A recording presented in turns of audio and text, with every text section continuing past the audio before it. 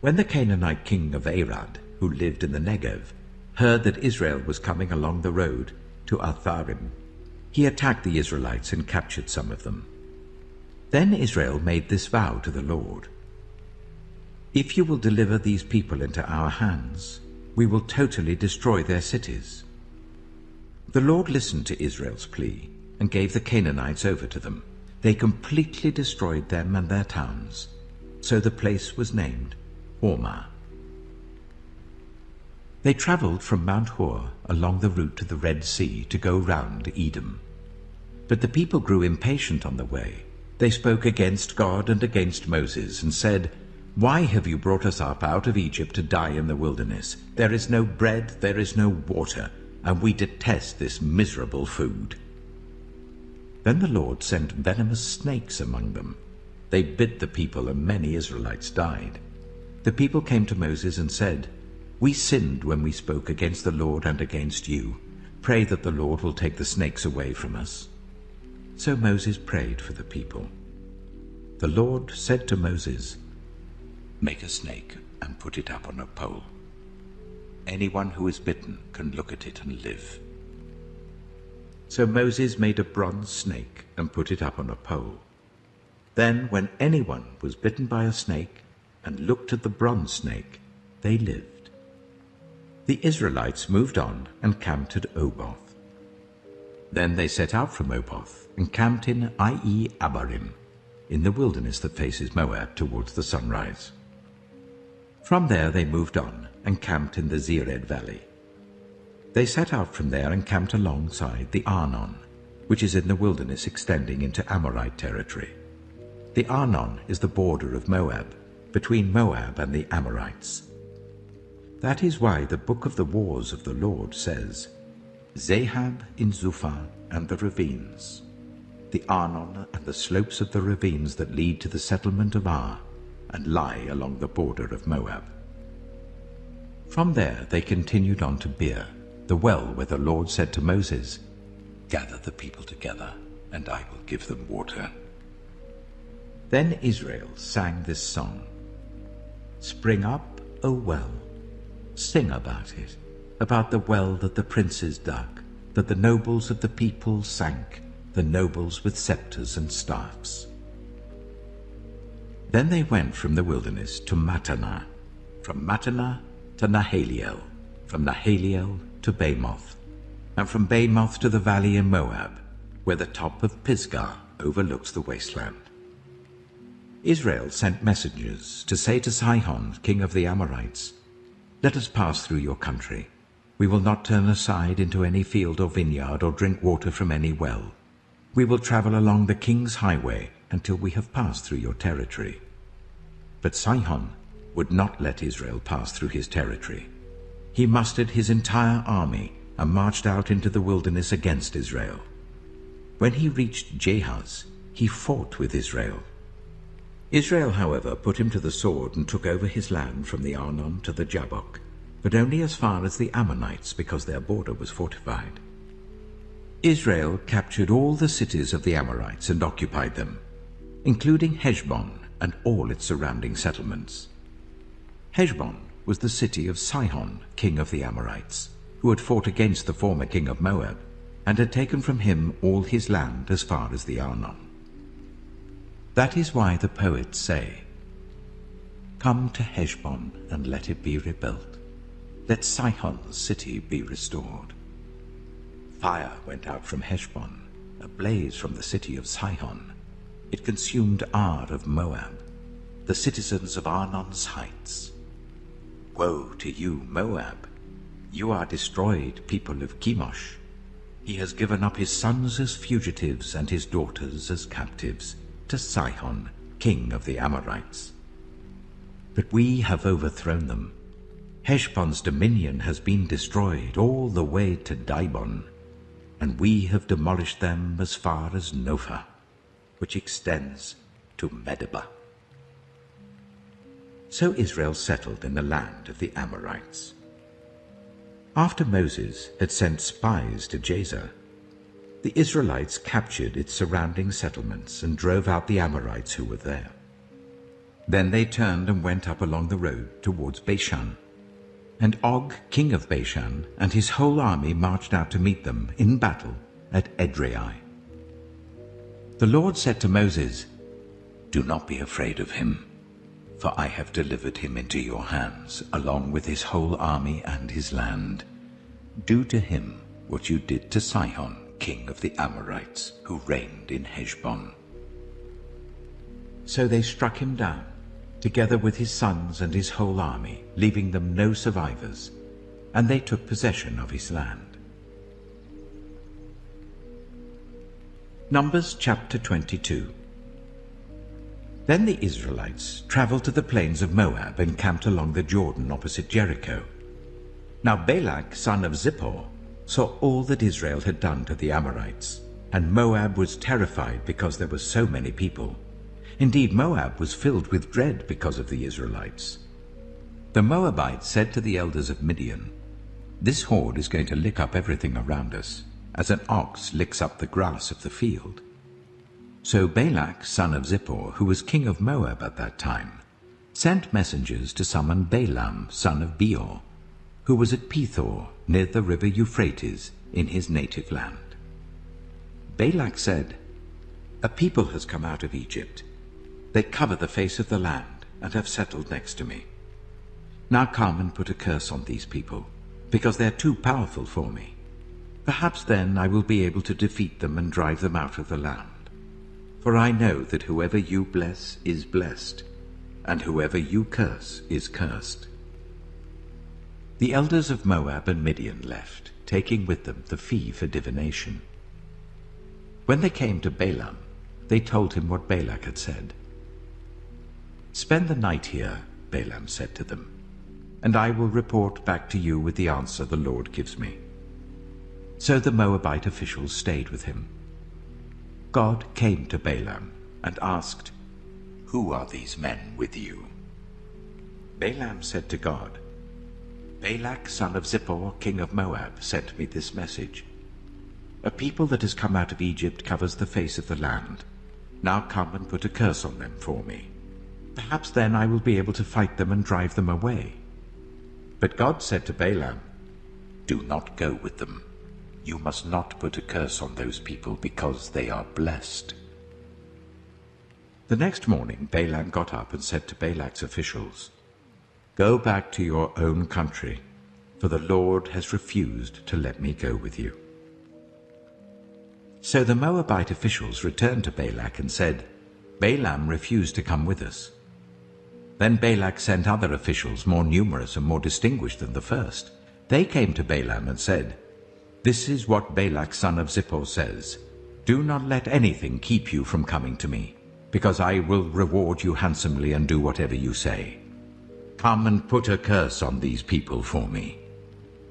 But Balaam answered them, "Even if Balak gave me all the silver and gold in his palace, I could not do anything great or small to go beyond the command of the Lord my God. Now spend the night here so that I can find out what else the Lord will tell me." That night God came to Balaam and said, "Since these men have come to summon you, go with them, but do only what I tell you." Balaam got up in the morning, saddled his donkey, and went with the Moabite officials. But God was very angry when he went, and the angel of the Lord stood in the road to oppose him. Balaam was riding on his donkey, and his 2 servants were with him. When the donkey saw the angel of the Lord standing in the road with a drawn sword in his hand, it turned off the road into a field. Balaam beat it to get it back on the road. Then the angel of the Lord stood in a narrow path through the vineyards with walls on both sides. When the donkey saw the angel of the Lord, it pressed close to the wall, crushing Balaam's foot against it. So he beat the donkey again. Then the angel of the Lord moved on ahead and stood in a narrow place where there was no room to turn, either to the right or to the left. When the donkey saw the angel of the Lord, it lay down under Balaam, and he was angry and beat it with his staff. Then the Lord opened the donkey's mouth, and it said to Balaam, "What have I done to you to make you beat me these 3 times?" Balaam answered the donkey, "You have made a fool of me. If only I had a sword in my hand, I would kill you here and now." The donkey said to Balaam, "Am I not your own donkey, which you have always ridden to this day? Have I been in the habit of doing this to you?" "No," he said. Then the Lord opened Balaam's eyes, and he saw the angel of the Lord standing in the road with his sword drawn. So he bowed low and fell face down. The angel of the Lord asked him, "Why have you beaten your donkey these 3 times? I have come here to oppose you because your path is a reckless one before me. The donkey saw me and turned away from me these 3 times. If it had not turned away, I would certainly have killed you by now, but I would have spared it." Balaam said to the angel of the Lord, "I have sinned. I did not realize you were standing in the road to oppose me. Now, if you are displeased, I will go back." The angel of the Lord said to Balaam, "Go with the men, but speak only what I tell you." So Balaam went with Balak's officials. When Balak heard that Balaam was coming, he went out to meet him at the Moabite town on the Arnon border, at the edge of his territory. Balak said to Balaam, "Did I not send you an urgent summons? Why didn't you come to me? Am I really not able to reward you?" "Well, I've come to you now," Balaam replied, "but I can't say whatever I please. I must speak only what God puts in my mouth." Then Balaam went with Balak to Kiriath-Huzoth. Balak sacrificed cattle and sheep and gave some to Balaam and the officials who were with him. The next morning Balak took Balaam up to Bamoth Baal, and from there he could see the outskirts of the Israelite camp. Numbers chapter 23. Balaam said, "Build me 7 altars here, and prepare 7 bulls and 7 rams for me." Balak did as Balaam said, and the 2 of them offered a bull and a ram on each altar. Then Balaam said to Balak, "Stay here beside your offering while I go aside. Perhaps the Lord will come to meet with me. Whatever he reveals to me I will tell you." Then he went off to a barren height. God met with him, and Balaam said, "I have prepared 7 altars, and on each altar I have offered a bull and a ram." The Lord put a word in Balaam's mouth and said, "Go back to Balak and give him this word." So he went back to him and found him standing beside his offering with all the Moabite officials. Then Balaam spoke his message. "Balak brought me from Aram, the king of Moab from the eastern mountains. 'Come,' he said, 'curse Jacob for me. Come, denounce Israel.' How can I curse those whom God has not cursed? How can I denounce those whom the Lord has not denounced? From the rocky peaks I see them, from the heights I view them. I see people who live apart and do not consider themselves one of the nations. Who can count the dust of Jacob, or number even 1/4 of Israel? Let me die the death of the righteous, and may my final end be like theirs." Balak said to Balaam, "What have you done to me? I brought you to curse my enemies, but you have done nothing but bless them." He answered, "Must I not speak what the Lord puts in my mouth?" Then Balak said to him, "Come with me to another place where you can see them. You will not see them all, but only the outskirts of their camp, and from there curse them for me." So he took him to the field of Zophim on the top of Pisgah, and there he built 7 altars and offered a bull and a ram on each altar. Balaam said to Balak, "Stay here beside your offering while I meet with him over there." The Lord met with Balaam and put a word in his mouth and said, Go back to Balak and give him this word." So he went to him and found him standing beside his offering with the Moabite officials. Balak asked him, "What did the Lord say?" Then he spoke his message. "Arise, Balak, and listen. Hear me, son of Zippor. God is not human, that he should lie, not a human being, that he should change his mind. Does he speak and then not act? Does he promise and not fulfill? I have received a command to bless. He has blessed, and I cannot change it. No misfortune is seen in Jacob, no misery observed in Israel. The Lord their God is with them. The shout of the king is among them. God brought them out of Egypt. They have the strength of a wild ox. There is no divination against Jacob, no evil omens against Israel. It will now be said of Jacob and of Israel, see what God has done. The people rise like a lioness. They rouse themselves like a lion that does not rest till it devours its prey and drinks the blood of its victims. Then Balak said to Balaam, neither curse them at all, nor bless them at all. Balaam answered, did I not tell you I must do whatever the Lord says? Then Balak said to Balaam, come, let me take you to another place. Perhaps it will please God to let you curse them for me from there. And Balak took Balaam to the top of Peor, overlooking the wasteland. Balaam said, build me 7 altars here, and prepare 7 bulls and 7 rams for me. Balak did as Balaam had said, and offered a bull and a ram on each altar. Numbers chapter 24. Now when Balaam saw that it pleased the Lord to bless Israel, he did not resort to divination as at other times, but turned his face toward the wilderness. When Balaam looked out and saw Israel encamped tribe by tribe, the Spirit of God came on him, and he spoke his message. The prophecy of Balaam, son of Beor, the prophecy of one whose eye sees clearly, the prophecy of one who hears the words of God, who sees a vision from the Almighty, who falls prostrate and whose eyes are opened. How beautiful are your tents, Jacob, your dwelling places, Israel.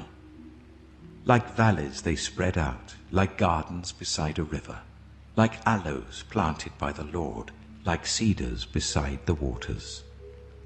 Water will flow from their buckets, their seed will have abundant water. Their king will be greater than Agag, their kingdom will be exalted. God brought them out of Egypt, they have the strength of a wild ox.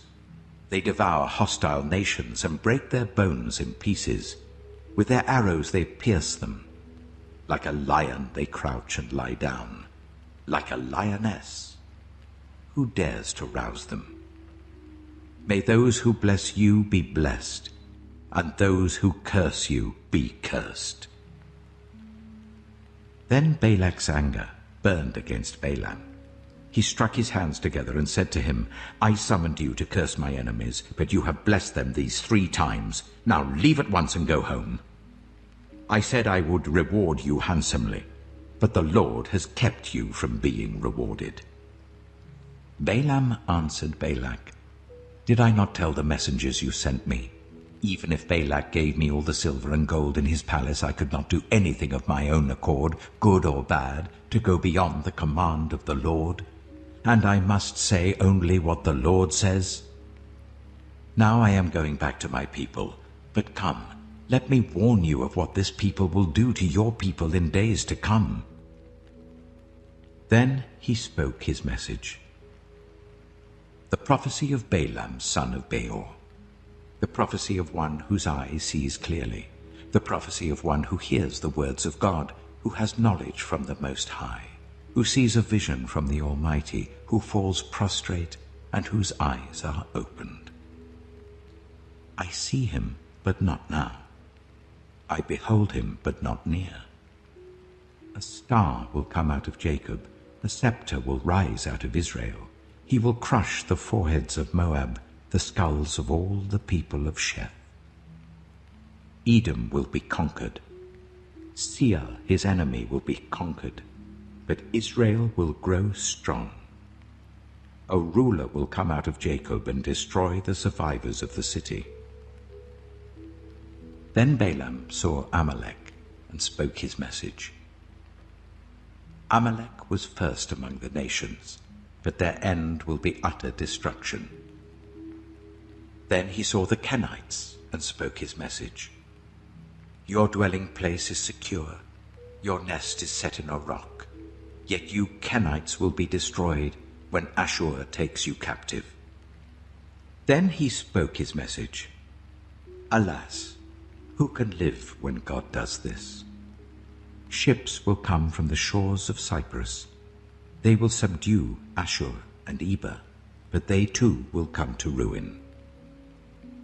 Then Balaam got up and returned home, and Balak went his own way.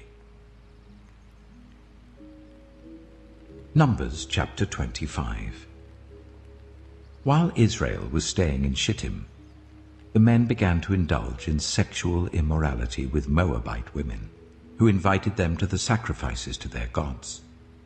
The people ate the sacrificial meal and bowed down before these gods. So Israel yoked themselves to the Baal of Peor, and the Lord's anger burned against them. The Lord said to Moses, "Take all the leaders of these people, kill them, and expose them in broad daylight before the Lord, so that the Lord's fierce anger may turn away from Israel." So Moses said to Israel's judges, "Each of you must put to death those of your people who have yoked themselves to the Baal of Peor." Then an Israelite man brought into the camp a Midianite woman right before the eyes of Moses and the whole assembly of Israel, while they were weeping at the entrance to the tent of meeting. When Phinehas, son of Eleazar, the son of Aaron the priest, saw this, he left the assembly, took a spear in his hand, and followed the Israelite into the tent. He drove the spear into both of them, right through the Israelite man and into the woman's stomach. Then the plague against the Israelites was stopped. But those who died in the plague numbered 24,000. The Lord said to Moses, "Phinehas, son of Eleazar, the son of Aaron the priest, has turned my anger away from the Israelites.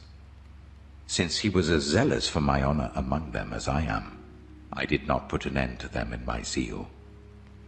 Therefore tell him, I am making my covenant of peace with him. He and his descendants will have a covenant of a lasting priesthood, because he was zealous for the honor of his God and made atonement for the Israelites."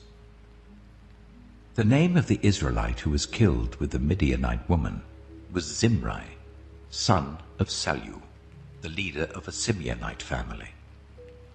And the name of the Midianite woman who was put to death was Cozbi, daughter of Zur, a tribal chief of a Midianite family. The Lord said to Moses, "Treat the Midianites as enemies and kill them. They treated you as enemies when they deceived you in the Peor incident involving their sister Cozbi, the daughter of a Midianite leader, the woman who was killed when the plague came as a result of that incident." Numbers chapter 26. After the plague, the Lord said to Moses and Eleazar, son of Aaron the priest, "Take a census of the whole Israelite community by families, all those 20 years old or more who were able to serve in the army of Israel."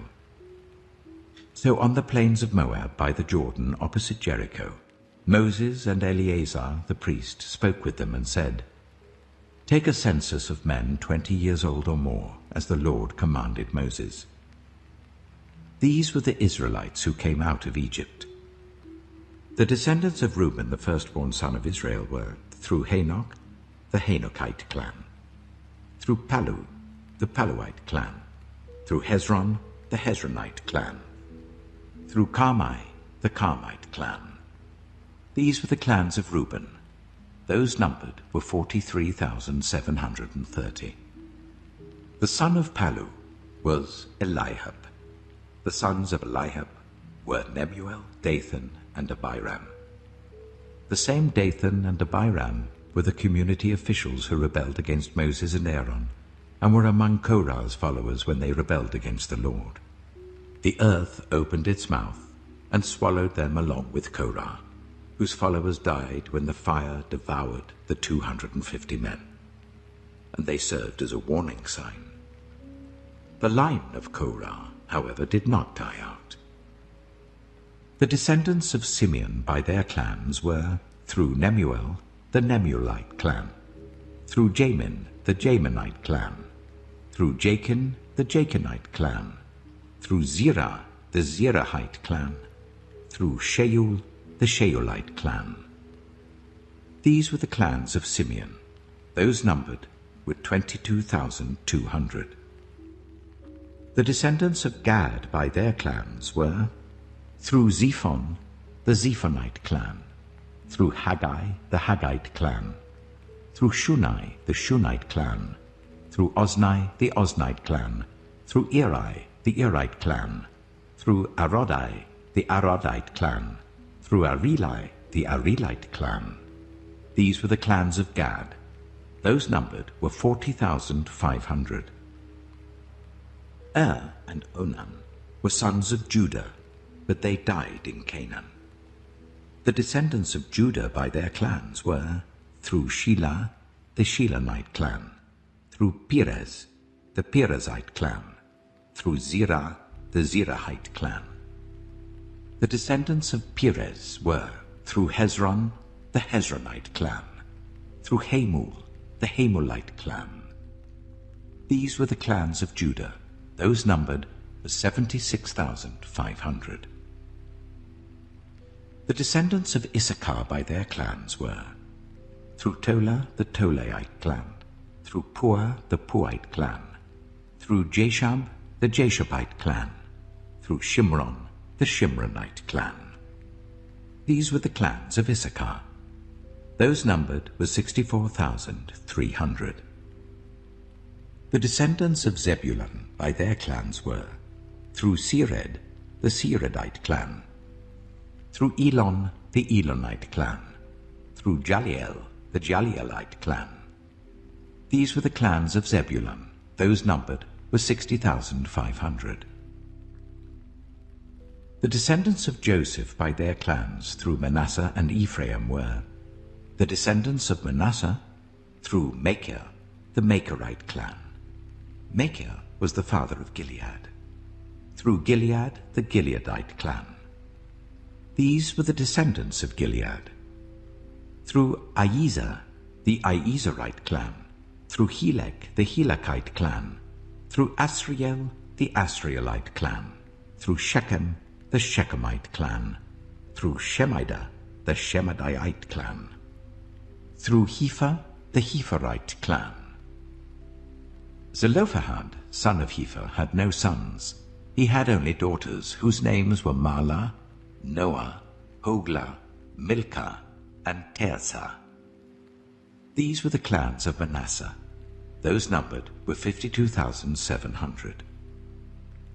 These were the descendants of Ephraim by their clans. Through Shuthelah, the Shuthelahite clan. Through Becher, the Becherite clan. Through Tehan, the Tehanite clan. These were the descendants of Shuthelah, through Aaron, the Aaronite clan. These were the clans of Ephraim. Those numbered were 32,500. These were the descendants of Joseph by their clans. The descendants of Benjamin by their clans were, through Bela, the Belaite clan, through Ashbel, the Ashbelite clan, through Ahiram, the Ahiramite clan, through Shupham, the Shuphamite clan, through Hupham, the Huphamite clan. The descendants of Bela through Ard and Naaman were, through Ard, the Ardite clan, through Naaman, the Naamite clan. These were the clans of Benjamin. Those numbered were 45,600. These were the descendants of Dan by their clans, through Shuham, the Shuhamite clan. These were the clans of Dan.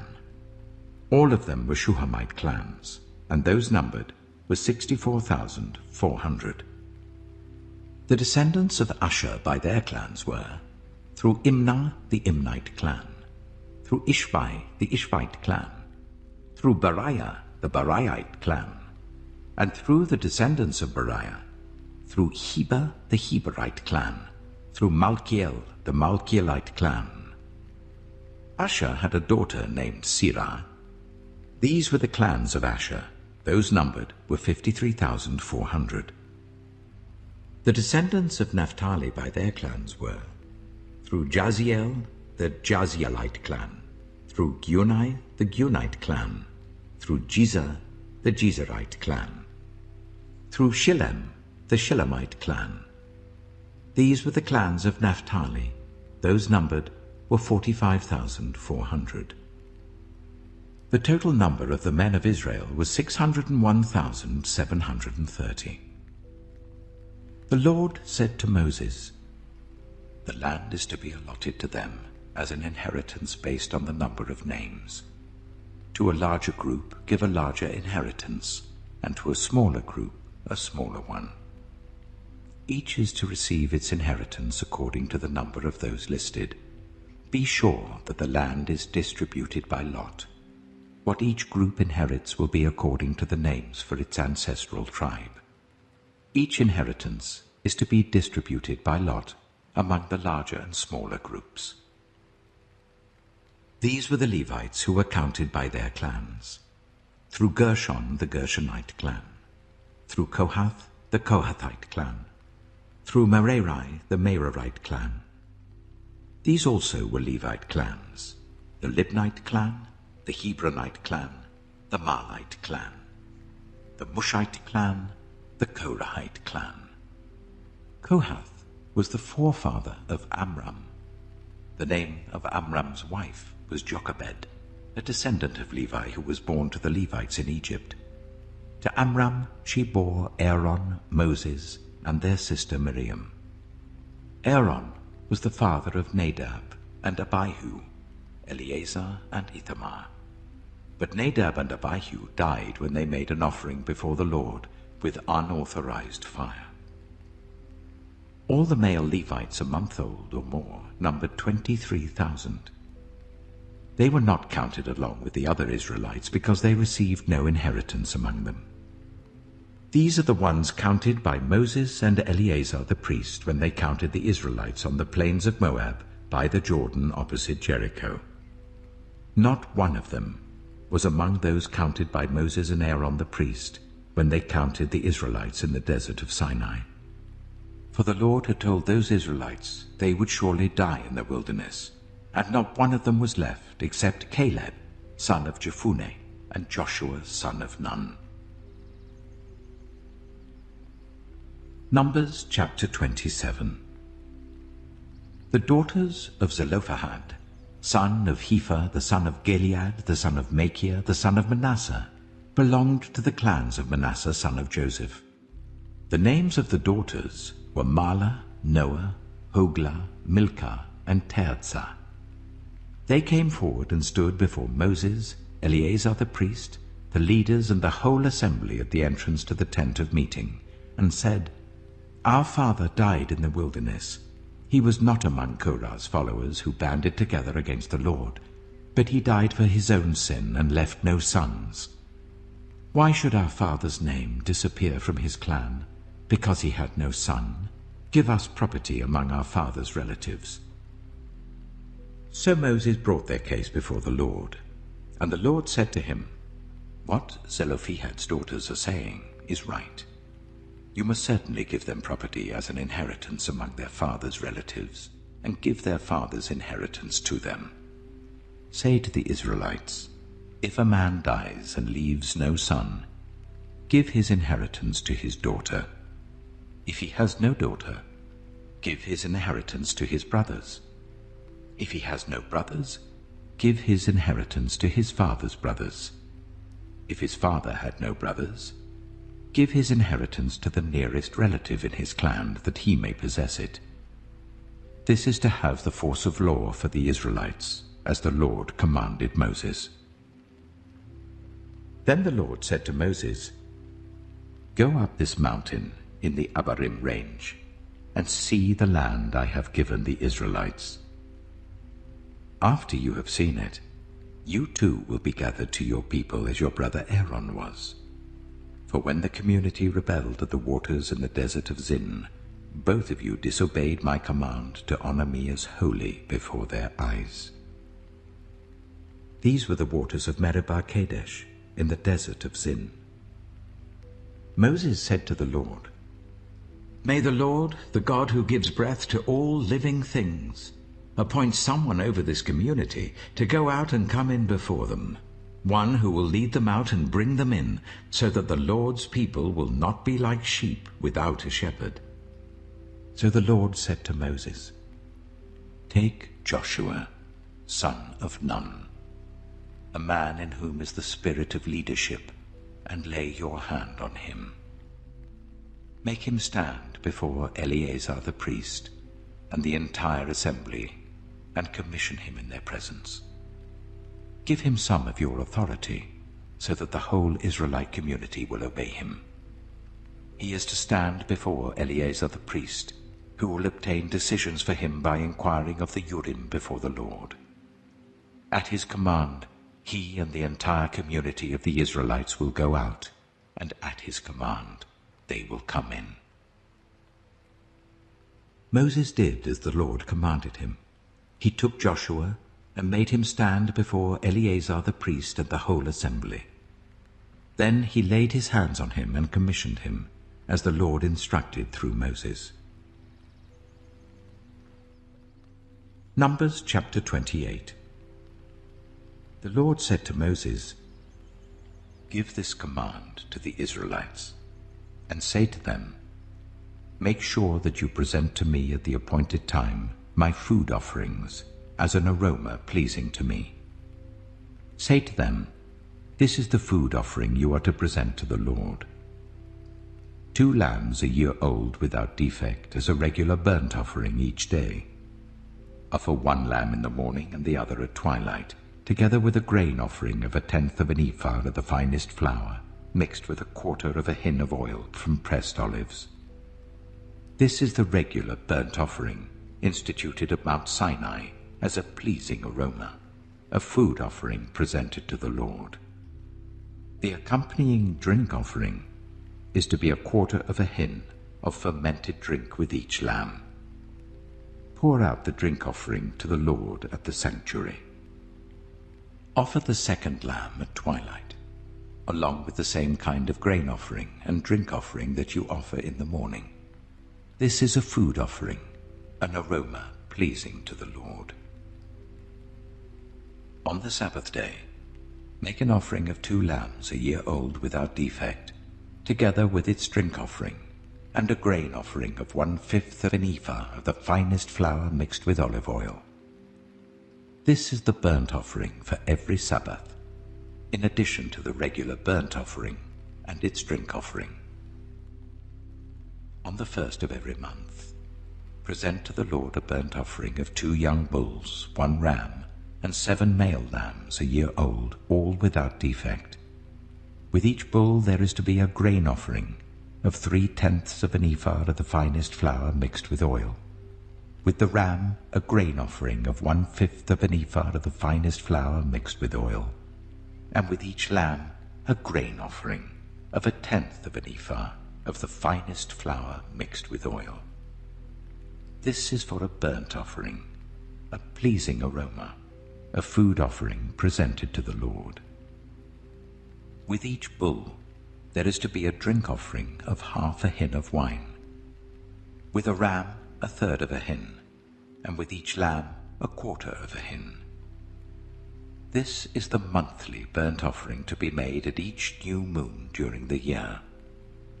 Besides the regular burnt offering with its drink offering, 1 male goat is to be presented to the Lord as a sin offering. On the 14th day of the 1st month, the Lord's Passover is to be held, On the 15th day of this month there is to be a festival. For 7 days eat bread made without yeast.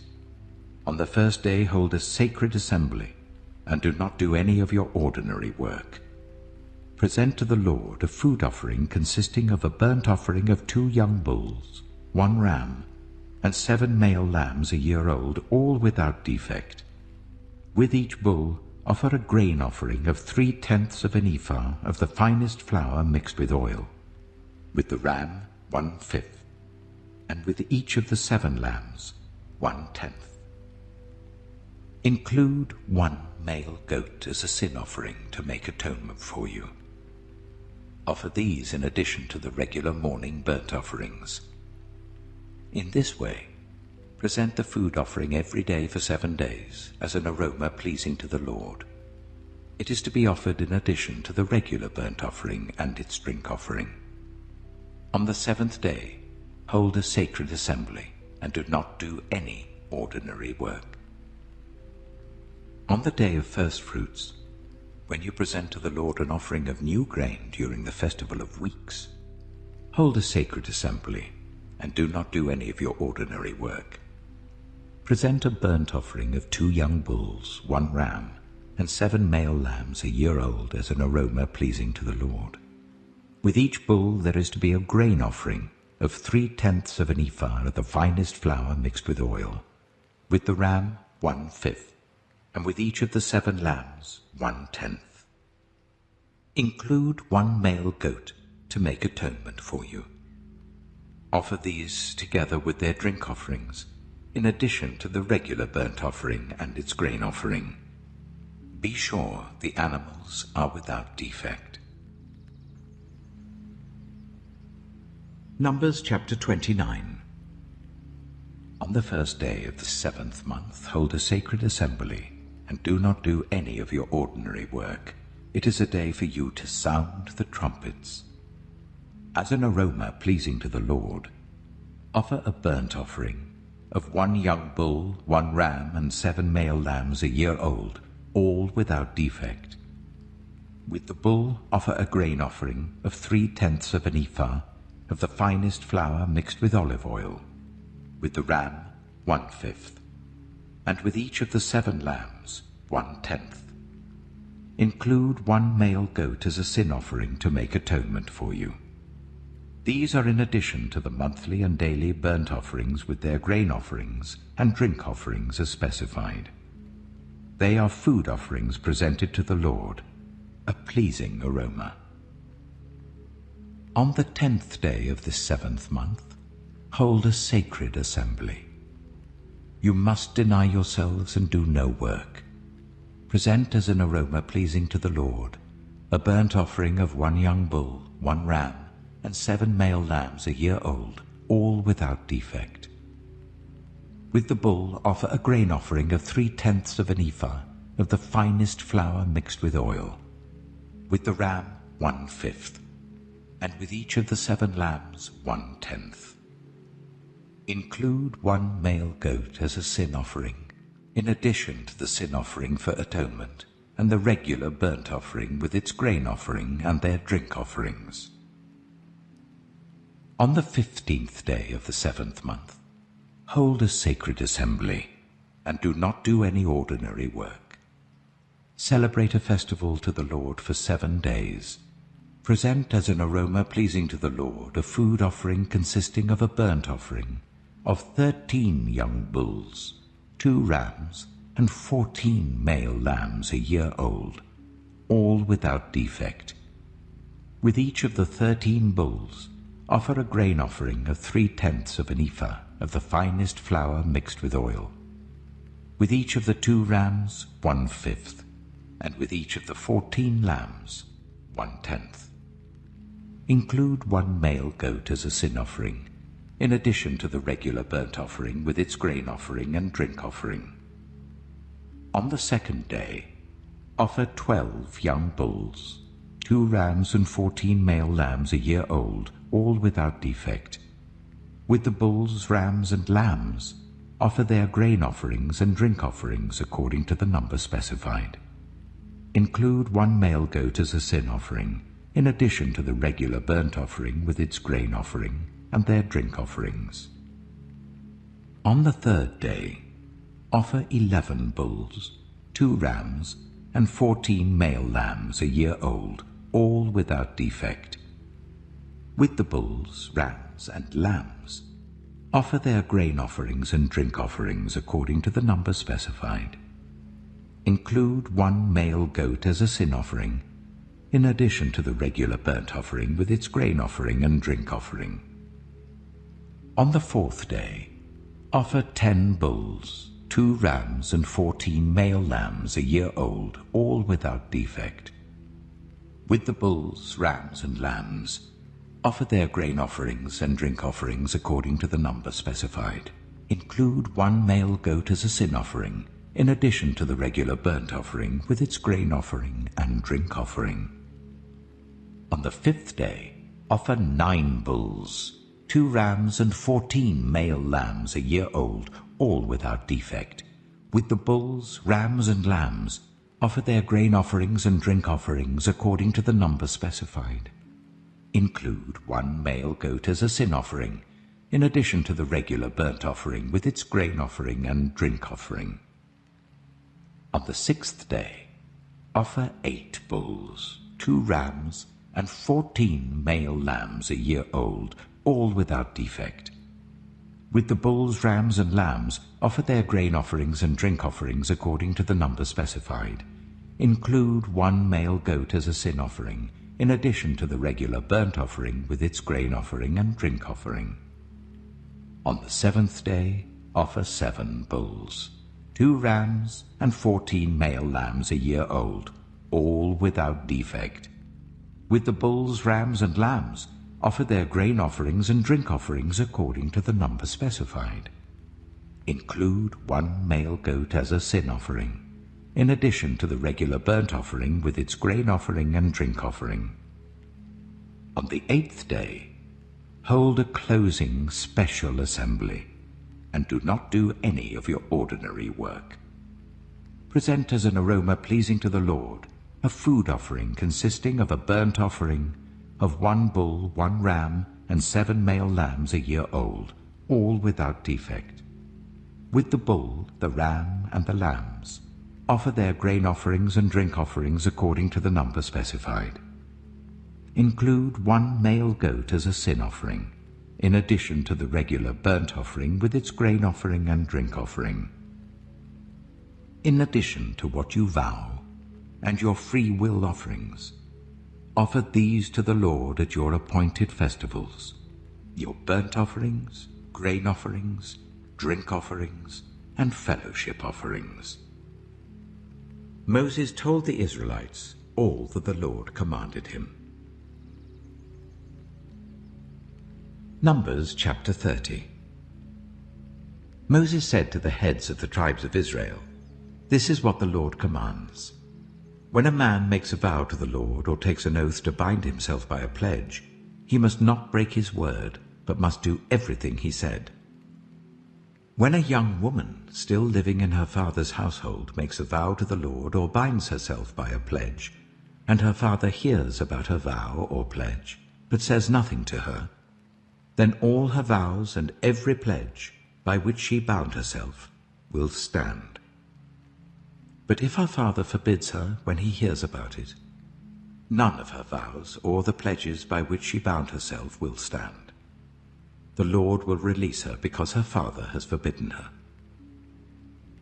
If she marries after she makes a vow, or after her lips utter a rash promise by which she binds herself, and her husband hears about it but says nothing to her, then her vows or the pledges by which she bound herself will stand.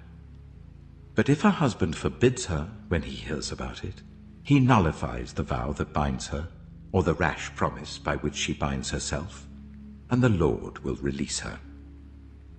Any vow or obligation taken by a widow or divorced woman will be binding on her. If a woman living with her husband makes a vow or binds herself by a pledge under oath, and her husband hears about it but says nothing to her and does not forbid her, then all her vows or the pledges by which she bound herself will stand.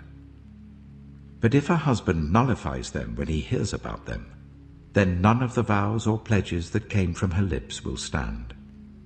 Her husband has nullified them, and the Lord will release her.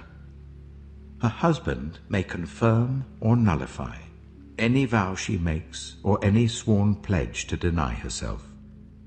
But if her husband says nothing to her about it from day to day, then he confirms all her vows or the pledges binding on her. He confirms them by saying nothing to her when he hears about them. If, however, he nullifies them sometime after he hears about them, then he must bear the consequences of her wrongdoing. These are the regulations the Lord gave Moses concerning relationships between a man and his wife, and between a father and his young daughter still living at home. Numbers chapter 31. The Lord said to Moses, "Take vengeance on the Midianites for the Israelites. After that, you will be gathered to your people." So Moses said to the people, "Arm some of your men to go to war against the Midianites, so that they may carry out the Lord's vengeance on them. Send into battle 1,000 men from each of the tribes of Israel." So 12,000 men armed for battle, 1,000 from each tribe, were supplied from the clans of Israel. Moses sent them into battle, 1,000 from each tribe, along with Phinehas, son of Eleazar the priest, who took with him articles from the sanctuary and the trumpets for signaling. They fought against Midian, as the Lord commanded Moses, and killed every man.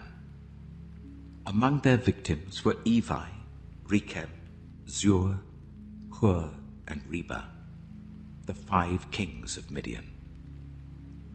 They also killed Balaam, son of Beor, with the sword. The Israelites captured the Midianite women and children, and took all the Midianite herds, flocks, and goods as plunder.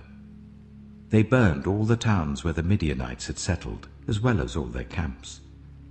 They took all the plunder and spoils, including the people and animals, and brought the captives, spoils, and plunder to Moses and Eleazar the priest, and the Israelite assembly at their camp on the plains of Moab, by the Jordan opposite Jericho. Moses, Eleazar the priest, and all the leaders of the community went to meet them outside the camp. Moses was angry with the officers of the army, the commanders of thousands and commanders of hundreds, who returned from the battle. "Have you allowed all the women to live?" he asked them. They were the ones who followed Balaam's advice and enticed the Israelites to be unfaithful to the Lord in the Peor incident, so that a plague struck the Lord's people. Now kill all the boys, and kill every woman who has slept with a man, but save for yourselves every girl who has never slept with a man. Anyone who has killed someone, or touched someone who was killed, must stay outside the camp 7 days.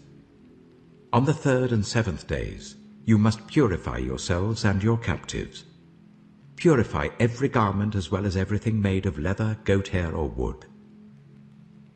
Then Eleazar the priest said to the soldiers who had gone into battle, "This is what is required by the law that the Lord gave Moses. Gold, silver, bronze, iron, tin, lead, and anything else that can withstand fire must be put through the fire, and then it will be clean. But it must also be purified with the water of cleansing. And whatever cannot withstand fire must be put through that water. On the 7th day wash your clothes, and you will be clean. Then you may come into the camp." The Lord said to Moses, "You and Eleazar the priest, and the family heads of the community, are to count all the people and animals that were captured. Divide the spoils equally between the soldiers who took part in the battle and the rest of the community. From the soldiers who fought in the battle, set apart as tribute for the Lord 1 out of every 500, whether people, cattle, donkeys, or sheep. Take this tribute from their half share and give it to Eleazar the priest as the Lord's part. From the Israelites' half, select one out of every 50, whether people, cattle, donkeys, sheep, or other animals. Give them to the Levites, who are responsible for the care of the Lord's tabernacle." So Moses and Eleazar the priest did as the Lord commanded Moses. The plunder remaining from the spoils that the soldiers took was 675,000 sheep, 72,000 cattle, 61,000 donkeys, and 32,000 women who had never slept with a man. The half share of those who fought in the battle was 337,500 sheep, of which the tribute for the Lord was 675. 36,000 cattle, of which the tribute for the Lord was 72. 30,500 donkeys, of which the tribute for the Lord was 61. 16,000 people, of whom the tribute for the Lord was 32.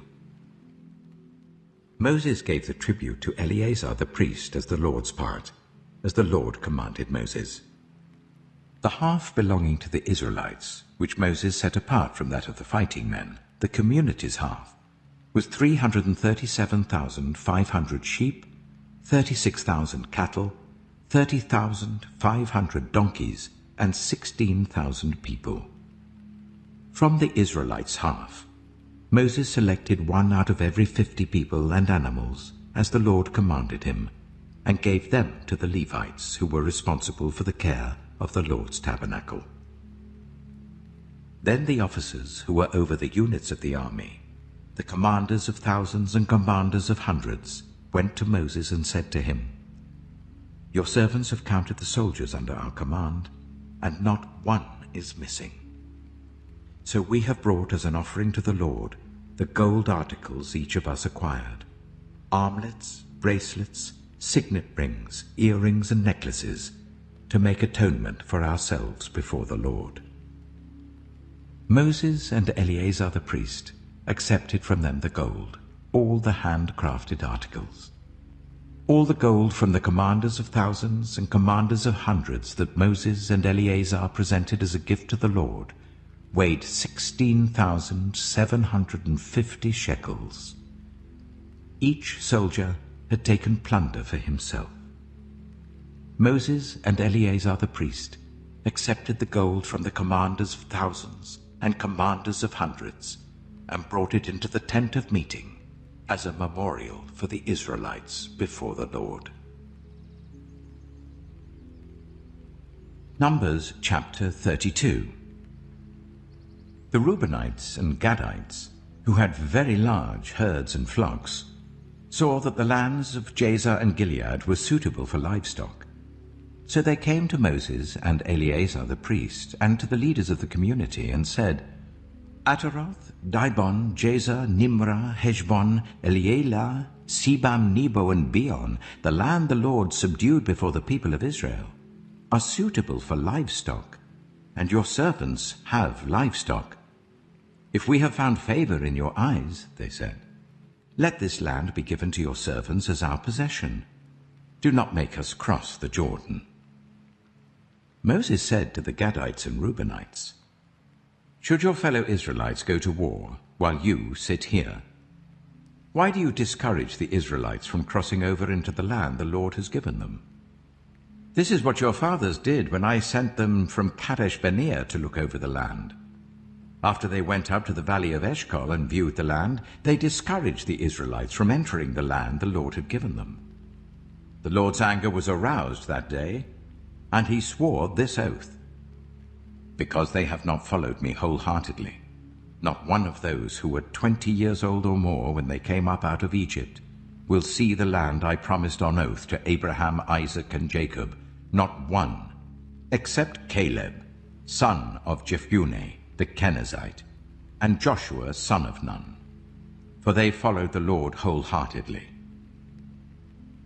The Lord's anger burned against Israel, and he made them wander in the wilderness for 40 years until the whole generation of those who had done evil in his sight was gone. And here you are, a brood of sinners, standing in the place of your fathers and making the Lord even more angry with Israel. If you turn away from following him, he will again leave all this people in the wilderness, and you will be the cause of their destruction." Then they came up to him and said, "We would like to build pens here for our livestock and cities for our women and children. But we will arm ourselves for battle and go ahead of the Israelites until we have brought them to their place. Meanwhile, our women and children will live in fortified cities for protection from the inhabitants of the land. We will not return to our homes until each of the Israelites has received their inheritance. We will not receive any inheritance with them on the other side of the Jordan, because our inheritance has come to us on the east side of the Jordan." Then Moses said to them, "If you will do this, if you will arm yourselves before the Lord for battle, and if all of you who are armed cross over the Jordan before the Lord until he has driven his enemies out before him, then when the land is subdued before the Lord, you may return and be free from your obligation to the Lord and to Israel, and this land will be your possession before the Lord. But if you fail to do this, you will be sinning against the Lord, and you may be sure that your sin will find you out. Build cities for your women and children, and pens for your flocks, but do what you have promised." The Gadites and Reubenites said to Moses, "We, your servants, will do as our Lord commands. Our children and wives, our flocks and herds, will remain here in the cities of Gilead. But your servants, every man who is armed for battle, will cross over to fight before the Lord, just as our Lord says." Then Moses gave orders about them to Eleazar the priest and Joshua son of Nun, and to the family heads of the Israelite tribes. He said to them, "If the Gadites and Reubenites, every man armed for battle, cross over the Jordan with you before the Lord, then when the land is subdued before you, you must give them the land of Gilead as their possession. But if they do not cross over with you armed, they must accept their possession with you in Canaan." The Gadites and Reubenites answered, "Your servants will do what the Lord has said.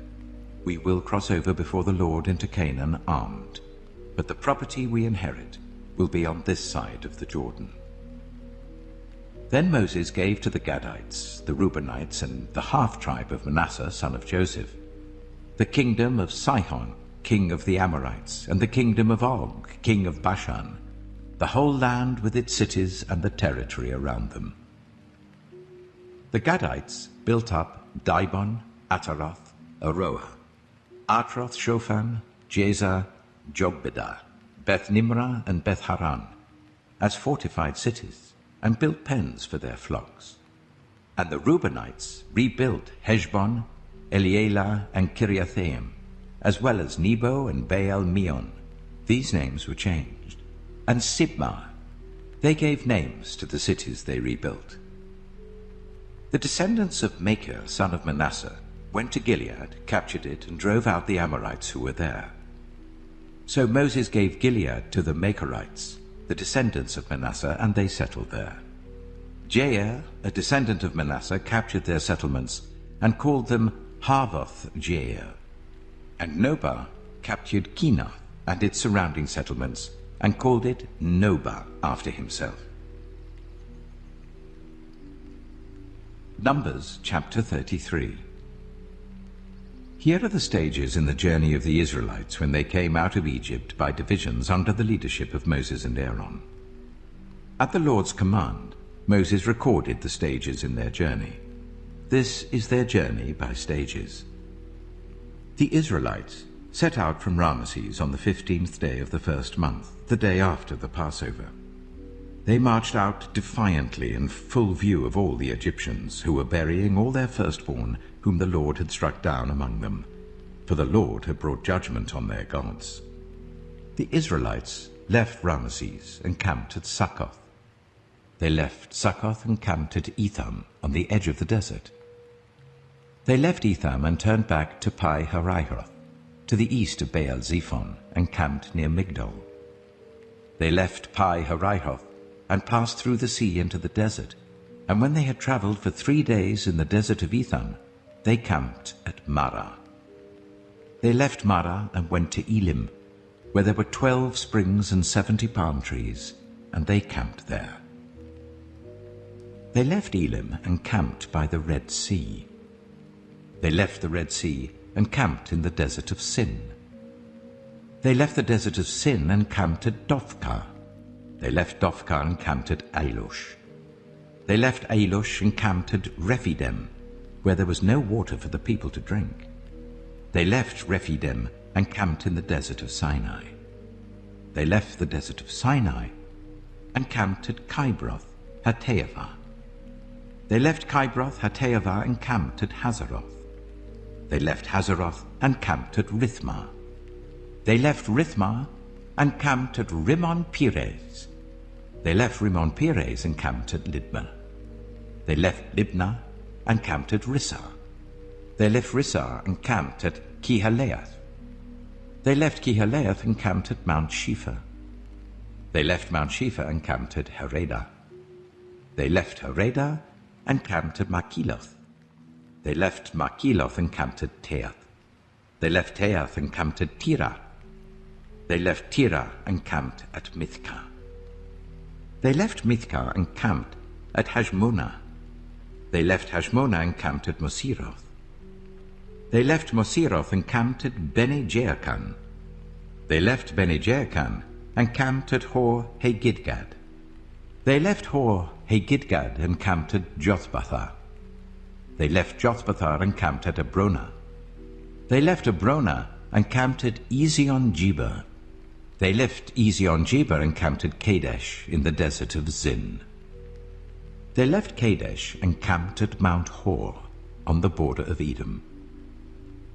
At the Lord's command, Aaron the priest went up Mount Hor, where he died on the first day of the 5th month of the 40th year after the Israelites came out of Egypt.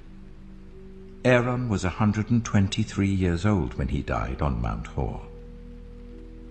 The Canaanite king of Arad, who lived in Negev of Canaan, heard that the Israelites were coming. They left Mount Hor and camped at Zalmonah. They left Zalmonah and camped at Punon. They left Punon and camped at Oboth. They left Oboth and camped at Layabarim on the border of Moab. They left Layabarim and camped at Dibon-Gad. They left Dibon-Gad and camped at Almon-Diblathaim. They left Almon-Diblathaim and camped in the mountains of Abarim near Nebo. They left the mountains of Abarim and camped on the plains of Moab by the Jordan opposite Jericho. There, on the plains of Moab, they camped along the Jordan from Beth Jeshimoth to Abel Shittim. On the plains of Moab by the Jordan opposite Jericho, the Lord said to Moses, "Speak to the Israelites and say to them, when you cross the Jordan into Canaan, drive out all the inhabitants of the land before you. Destroy all their carved images and their cast idols, and demolish all their high places. Take possession of the land and settle in it, for I have given you the land to possess. Distribute the land by lot according to your clans. To a larger group give a larger inheritance, and to a smaller group a smaller one. Whatever falls to them by lot will be theirs. Distribute it according to your ancestral tribes. But if you do not drive out the inhabitants of the land, those you allow to remain will become barbs in your eyes and thorns in your sides. They will give you trouble in the land where you live, and then I will do to you what I plan to do to them." Numbers chapter 34. The Lord said to Moses, "Command the Israelites and say to them, when you enter Canaan, the land that will be allotted to you as an inheritance is to have these boundaries. Your southern side will include some of the desert of Zin along the border of Edom. Your southern boundary will start in the east from the southern end of the Dead Sea, cross south of Scorpion Pass, continue on to Zin, and go south of Kadesh Barnea. Then it will go to Hazar Adah and over to Asmon, where it will turn, join the Wadi of Egypt, and end at the Mediterranean Sea. Your western boundary will be the coast of the Mediterranean Sea. This will be your boundary on the west. For your northern boundary, run a line from the Mediterranean Sea to Mount Hor, and from Mount Hor to Lebo-Hamath. Then the boundary will go to Zidad, continue to Ziphron, and end at Hazar-Enan. This will be your boundary on the north. For your eastern boundary, run a line from Hazar-Enan to Shepham. The boundary will go from Shepham to Riblah on the east side of Ain, and continue along the slopes east of the Sea of Galilee. Then the boundary will go down along the Jordan and end at the Dead Sea. This will be your land, with its boundaries on every side. Moses commanded the Israelites, "Assign this land by lot as an inheritance. The Lord has ordered that it be given to the 9.5 tribes, because the families of the tribe of Reuben, the tribe of Gad, and the half-tribe of Manasseh have received their inheritance. These 2.5 tribes have received their inheritance east of the Jordan opposite Jericho towards the sunrise." The Lord said to Moses, "These are the names of the men who are to assign the land for you as an inheritance: Eleazar the priest and Joshua son of Nun. And appoint one leader from each tribe to help assign the land. These are their names: Caleb, son of Jephunneh, from the tribe of Judah; Shemuel, son of Ammihud, from the tribe of Simeon; Elidad, son of Kislon, from the tribe of Benjamin; Bakai, son of Joglai, the leader, from the tribe of Dan; Haniel, son of Ephod, the leader, from the tribe of Manasseh, son of Joseph; Kemuel, son of Shiftan, the leader, from the tribe of Ephraim, son of Joseph; Elizaphan, son of Parnak, the leader, from the tribe of Zebulun; Paltiel, son of Azan, the leader, from the tribe of Issachar; Ahihud, son of Shelomai, the leader, from the tribe of Asher; Pedahel, son of Ammihud, the leader, from the tribe of Naphtali. These are the men the Lord commanded to assign the inheritance to the Israelites in the land of Canaan. Numbers chapter 35. On the plains of Moab by the Jordan opposite Jericho, the Lord said to Moses, "Command the Israelites to give the Levites towns to live in from the inheritance the Israelites will possess, and give them pasture lands around the towns. Then they will have towns to live in and pasture lands for the cattle they own and all their other animals. The pasture lands around the towns that you give the Levites will extend 1,000 cubits from the town wall. Outside the town, measure 2,000 cubits on the east side, 2,000 on the south side, 2,000 on the west, and 2,000 on the north, with the town in the center. They will have this area as pasture land for the towns. 6 of the towns you give the Levites will be cities of refuge, to which a person who has killed someone may flee. In addition, give them 42 other towns. In all, you must give the Levites 48 towns, together with their pasture lands. The towns you give the Levites from the land the Israelites possess are to be given in proportion to the inheritance of each tribe. Take many towns from a tribe that has many, but few from one that has few."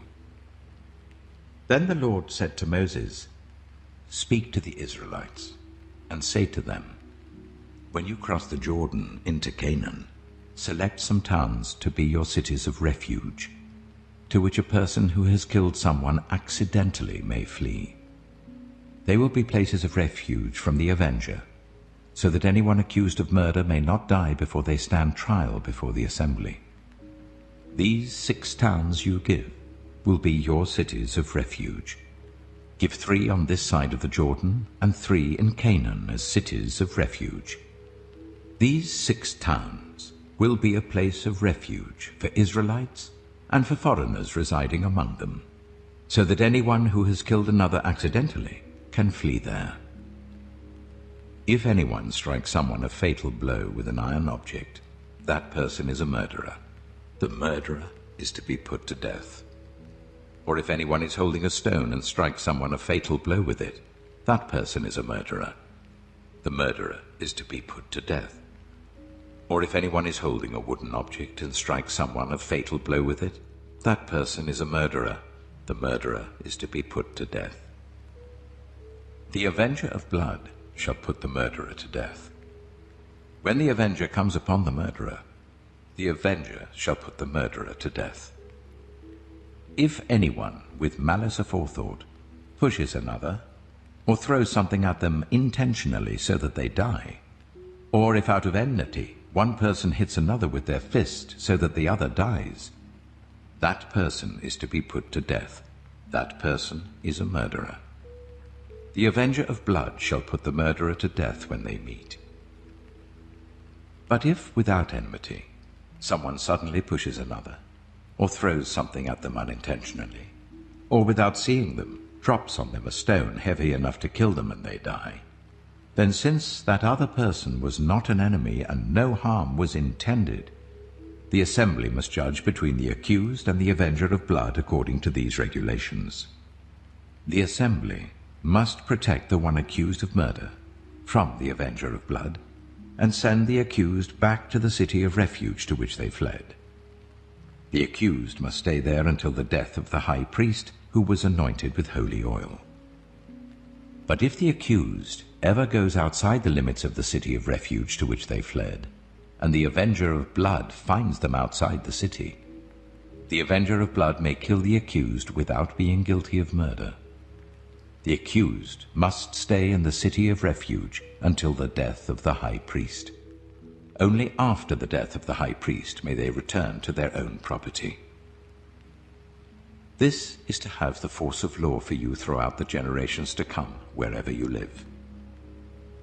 Anyone who kills a person is to be put to death as a murderer only on the testimony of witnesses, but no one is to be put to death on the testimony of only one witness.